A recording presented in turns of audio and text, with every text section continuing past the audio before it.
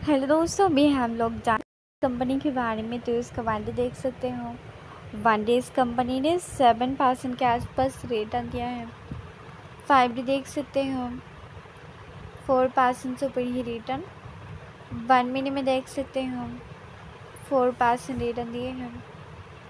6 महीने में देख सकते हो -26% क्रैश। 1 ईयर में देख सकते हो -31% लॉस दिए हैं। 5 ईयर में देख सकते हो 1176% रिटर्न। 1 डे देख सकते हो अच्छा खासा रिटर्न दिया है। ग्राफ भी देख सकते हो ऊपर है। इसका मार्केट साइज देख सकते हो, पी देख सकते हो 22 और डिविडेंड भी देख सकते हो। मार्केट ओपन हाई लो देख सकते हो 52 एक हाई लो देख सकते हो। तो आज के लिए इतना